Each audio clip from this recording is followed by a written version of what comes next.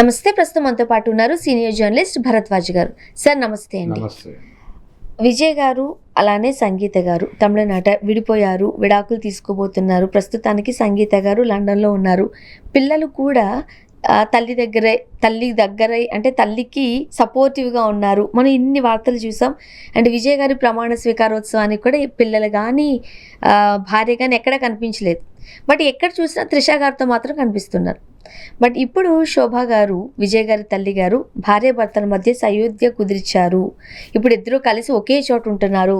లండన్లో తను లేరు. ఇలా రకరకాల వార్తలు.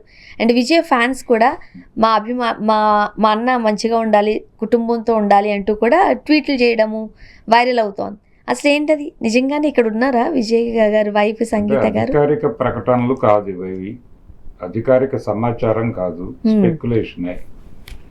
ఆల్రెడీ కేసు కోర్టులో ఉంది అనే విషయం అందరికీ తెలుసు. ఎన్నికల కంటే ముందే ఆవిడ ఒక ఇది కోరారు, కోరిక. అంటే కేసు ఒకవేళ ప్రొసీడింగ్స్ జరిగినప్పుడు కొద్ది రోజులు ఇక్కడ ఉండాల్సి వస్తుంది, చెన్నైలో ఉండాల్సి వస్తుంది, కోర్టు ప్రొసీడింగ్స్ డైలీ అపేర్ కావాల్సి వస్తాయి. అలాంటి సందర్భంలో నేను ఇక్కడే ఇంట్లోనే ఉండి ఇక్కడి నుంచే కోర్టుకు వెడతాను అని ఆవిడ అడగటము, ఈయన వద్దు అని చెప్పడం మనం చూసాము, విన్నాము. అది అయిపోయింది. ఆ ఎపిసోడ్ గడిచిన తర్వాత, అంటే కౌన్సిలింగ్ ఇలాంటివేవో జరిగి ఉంటాయి ఆ టైంలో. తర్వాత ఇప్పుడు అది ట్రయల్కి రావాలి. ట్రయల్కి వచ్చిన తర్వాత కోర్టు వారు వెరిఫై చేసి చెప్తారు. లేదు ఈ లోపల ఎవరైనా పిటిషన్దారులు ఎవరైనా సరే విత్డ్రా చేసుకుంటే అది వదిలేస్తారు.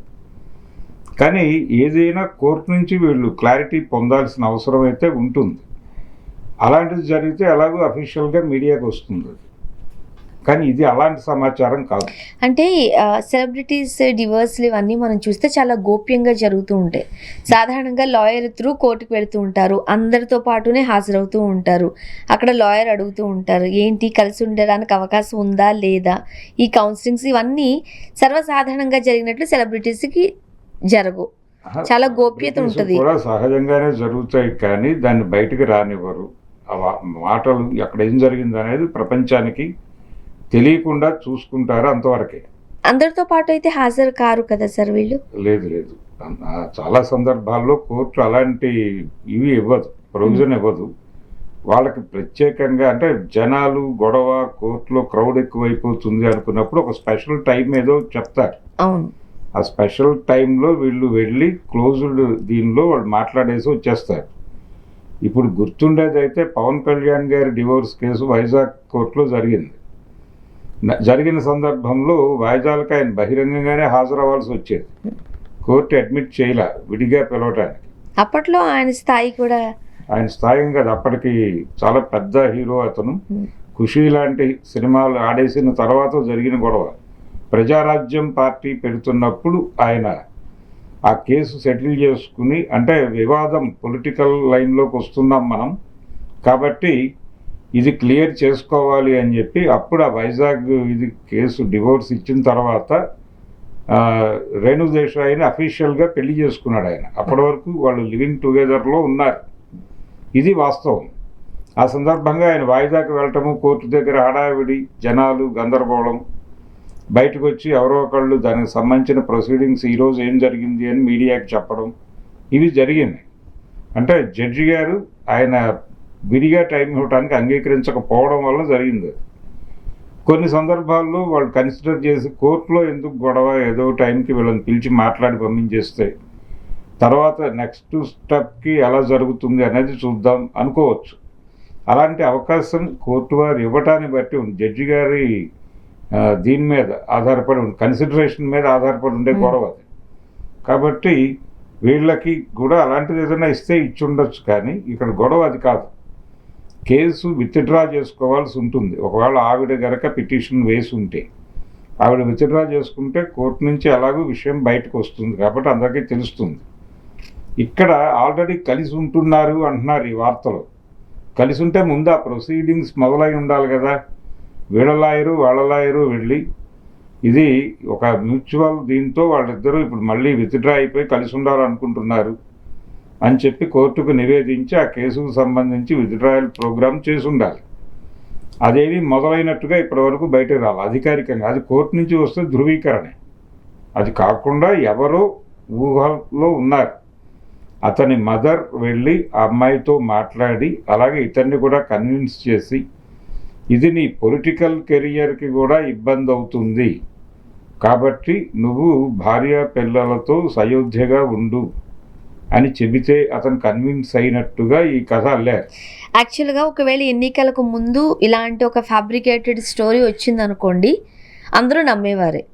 కానీ చాలా హీట్ మీద ఉన్న టైంలోనే మీ ఇందరి ఇళ్లలో ఎలా గొడవలు ఉన్నాయో నా కుటుంబంలో కూడా అలా ఉన్నాయి, నేను చూసుకోగలను అని చెప్పేశాడు. అంటూనే ఇంత వివాదం జరుగుతున్నప్పుడే పొలిటికల్గా తన కెరీర్ ఏమవుతుందో అనే ఇది ఆయనకు కూడా లేకముందే ఒక సినిమా ఒక ఫంక్షన్కి సంబంధించి ఇద్దరు ఒకే డ్రెస్అప్లో మ్యాచింగ్ వేసుకుని వాళ్ళ కారులో వెళ్ళడం, ఇప్పుడు కూడా ఇద్దరు కలిపి తిరగడం మనం చూస్తూనే ఉన్నాం కదా. అంటే కలిసి తిరగటము అనేది కూడా వాళ్ళేమీ పెద్దగా అది ఏదో ఆర్డ్గా మాట్లాడుతున్నారు కానీ వాళ్ళ మధ్య ఫ్రెండ్షిప్ ఉండొచ్చు. కలిసి ఒక వివాహానికి హాజరయ్యారు, లేకపోతే ఆవిడ ఇతనికి గెలుపు వచ్చిన సందర్భంగా ఆవిడ తిరుపతి నుంచి రిజల్ట్స్ వచ్చిన రోజు ఇతను వరుసగా గెలుస్తున్న టైంలో తను తిరుమల వెళ్ళి వచ్చి ప్రసాదం పెట్టింది ఆయనకి. అంతవరకే ఉన్నారు తప్ప ఎక్కడా వాళ్ళు అంతకు మించి మాట్లాడిన సందర్భం లేదు. వాళ్ళ గురించి ప్రపంచం బ్యాడ్గా మాట్లాడింది కానీ వాళ్ళు అలా వ్యవహరించలేదు ఎక్కడ. చాలా గౌరవప్రదంగానే ఉన్నారు. నాగేంద్రన్ అనబడే బీజేపీ నాయకుడు, బీజేపీ అధ్యక్షుడు అక్కడ, ఆయన కొంచెం ఇబ్బందికరమైన భాష వాడాడు. ఆవిడ పంపిస్తే కదా ఈయన ప్రజల్లోకి రావాల్సింది అనేసి ఆయన తనని తాను తక్కువ చేసుకున్నాడు కానీ ఆవిడ గౌరవప్రదమైన రిప్లైయే ఇచ్చారు. మీరు చూసారా, మీరు అందుకు అనవసరంగా చాలా ఎక్కువ మాట్లాడుతున్నారు, ఇది పద్ధతి కాదు, నేను ఇది గనక కొనసాగితే లీగల్గా ప్రొసీడ్ అవ్వాల్సి ఉంటుంది, మీ పార్టీ నాయకత్వంతో కూడా ఈ విషయం చర్చించాల్సి ఉంటుంది అని చెప్పేసింది. అయిపోయింది. ఇంకా తర్వాత అక్కడ పొలిటికల్ స్టేట్మెంట్స్ లేవు త్రిష నుంచి. అది ఆ గొడవ అక్కడ వరకు. రెండోది, వీళ్ళు ఒకవేళ కలిసి ఉండాలి అని నిర్ణయం తీసుకుంటే ఇది ప్రపంచానికి తెలిసేలాగా చేస్తారు. విడిపోయేటప్పుడు చెప్పకపోవచ్చు కానీ కలిసి ఉండాలనే నిర్ణయం తీసుకున్నప్పుడు ప్రపంచానికి ఏదో పద్ధతిలో అది కమ్యూనికేట్ కావాలని అనుకుంటారు, అధికారికంగానే కమ్యూనికేట్ కావాలనుకుంటారు. అది లాయర్ల నుంచి చేస్తారు, తల్లిదండ్రుల నుంచి చేస్తారు. ప్రపంచానికి తెలియటం వాళ్ళకి ప్రయోజనకరం అనుకుంటే. కానీ అదేం జరగలేదు. ఇది మీడియా స్పెక్యులేషన్ తప్ప మరొకటి అయ్యే అవకాశం లేదు. ఒకవేళ నిజమే అయితే ఆ శోభ గారే మాట్లాడేవారు, లేకపోతే ఎస్ఐ చంద్రశేఖర్ అయినా విడిగా ఒక ప్రెస్ మీట్ పెట్టి చెప్పేవాడు, నాకు ఇది చాలా సంతోషకరమైన దినం, మా అబ్బాయి కోడలు వాళ్ళ మధ్య తిరిగి సయోధ్య కుదిరింది, వాళ్ళు కలిసి ఉందామని అనుకుంటున్నారు అని ఒక మాట చెప్పుండేవాడు ఆయన అయినా కానీ వాళ్ళు ఎవరు ఇప్పటిదాకా మీడియా ముందుకు కానీ ఏదో ఒక పద్ధతిలో బయట ప్రపంచంతో కాంటాక్ట్ అయ్యే ప్రయత్నం కానీ చేయలే. పిల్లలన్నా కాస్త దీనికి సంబంధించి స్పందించి ఉండేవారేమో, అది ఈ వార్తలు నిజమై ఉంటే. అంటే వాళ్ళైతే, అంటే వాళ్ళ అబ్బాయి అయితే ఆ రోజు ప్రమాణ స్వీకారానికి హాజరవుతారు వీళ్ళు పిల్లలు అనే ప్రచారం జరిగింది కానీ అతను మాకు సంబంధం లేని వ్యవహారము అన్నట్టుగానే ఉన్నారు వాళ్ళు కూడా. అంటే కొడుకు ఇక్కడే ఉన్నాడు, చెన్నైలోనే ఏదో హాస్టల్లో ఉండి చదువుకుంటున్నాడు అతను. అందుకని మేము హాస్టల్లో ఉండటం ఏమిటి అని కూడా వాళ్ళు ఏం మాట్లాడలేదు. వాళ్ళ లైఫ్ వాళ్ళు ముందు స్టడీస్ మీద ఏదో కాన్సన్ట్రేట్ చేసి వాళ్ళ లైఫ్లో వాళ్ళు ఉన్నారు బలంగా. అంటే అమ్మ లేకపోయినా తండ్రి ఉన్నారు కాబట్టి, సేమ్ ఇంట్లో నానమ్మ తాతయ్య వీళ్ళు ఉన్నారు కాబట్టి వాళ్ళతో బిడ్డలు ఉండొచ్చు, దానికి ఎవరు అభ్యంతరం చెప్పరు. కానీ పిల్లలు ఫాదర్తో ఉన్నట్టు మనకి ఎక్కడ తెలియట్లేదు. లేరు వాళ్ళు హాస్టల్లో ఉన్నారో చెప్పారు, వాళ్ళు ఆల్రెడీ చెప్పుకున్నారు, అయిపోయింది. వాళ్ళు వీళ్ళ ఇంటికి వచ్చినట్టుగా కూడా ఏదన్నా ఉంటే అది బయటకు వచ్చేదే వార్త. ఇంత గోప్యంగా జరగవు ఇలాంటివి. ఇది సెలబ్రేటివ్ న్యూసే. అంటే ఇప్పుడు ఎలాగైతే వాళ్ళు రాసినట్టు అభిమానులు పండగ చేసుకుంటున్నారు, ఇప్పటికైనా అన్న జీవితం కుదుటపడింది అనుకుంటున్నారు అన్నారు కదా, ఇది ఈ ఆనందాన్ని అందరికీ పంచే ప్రయత్నం చేస్తారు. ఫోటోలో ఏదో ఒకటి బయటకు తీసుకొచ్చి. గోప్యంగా జరగవు ఇలాంటివి. అందుకని ఈ వార్తకి పూర్తి స్థాయి ఆధారం ఏమిటి అనేది తెలియదు. మనం కొంచెం రోజులు వెయిట్ చేయాలి అసలు ఏం జరగబోతుందో తెలియాలంటే. లేదు ఇది వాళ్ళు చెప్తారు. ఒకవేళ సీరియస్గా గనక రీయూనియన్ ప్రోగ్రామ్ ఉండుంటే చెప్పుండేవారు. వాళ్ళు చెప్తారు. ప్రిపరేషన్ జరుగుతున్నప్పుడే సమాజానికి ఒక హింట్ ఇస్తారు. ఒకవేళ ఇది అలాంటి హింట్ అయి ఉంటే ఈ వార్త, అంటే పని మొదలు పెట్టేటప్పుడు ఒకసారి ప్రపంచాన్ని ప్రిపేర్ చేయడానికి ఇలాంటి వార్తలు సర్క్యులేట్ చేయొచ్చు.